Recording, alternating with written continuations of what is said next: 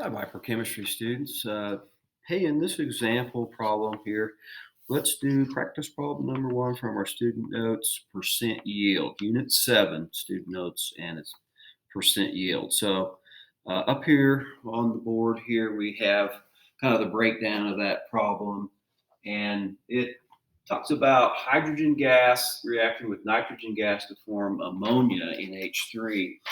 And so let's balance that equation. So that's the first thing that has to happen. Now we notice there's three hydrogens here. There's only two over here. So we try a three here.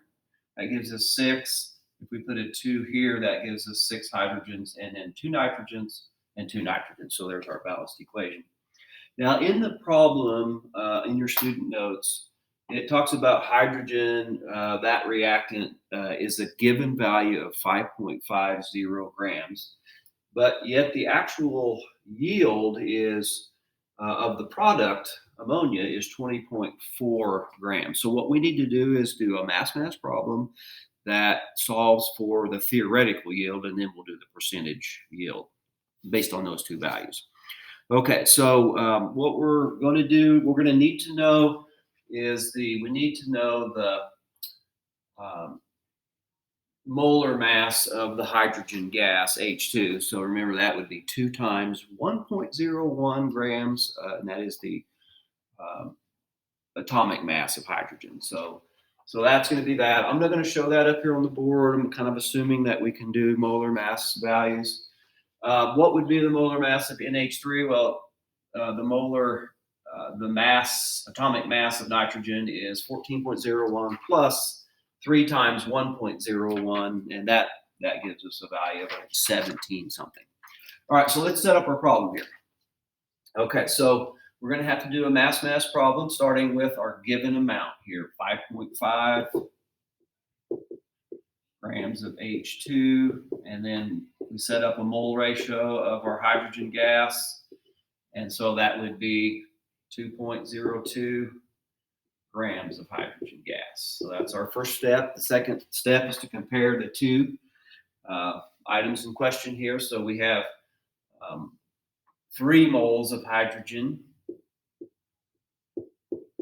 gas compared to 2 moles of ammonia.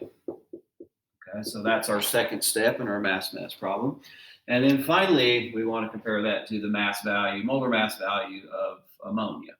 So in 1 mole of NH3, there is actually 17.04 grams of ammonia. Always do my unit check next. Grams of hydrogen cancel. Moles of hydrogen cancel. Moles of NH3 cancel. And we end up with grams of NH3. Now, when we do the calculation, it turns out to be 30.93 grams of NH3. Okay, so that is our theoretical yield. Theoretically, we would get that if everything worked perfect. But in the lab, it turns out that they only got 20.4 grams. And so now let's do a percentage yield. So the percent yield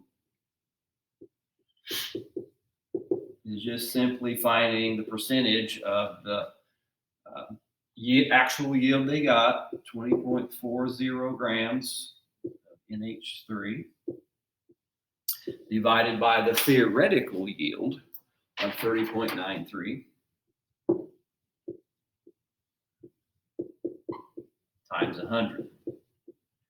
That's going to give us a percent value, 66%. And that's your percent yield for that particular problem. Now, what you want to do is you want to kind of think about this as being something that is taking place in a lab, and they actually come up with a certain value. Maybe all the reactant didn't react, but there's a theoretical value. So that's the whole purpose of that. What is the percentage of what we'd expect to get and what we actually got?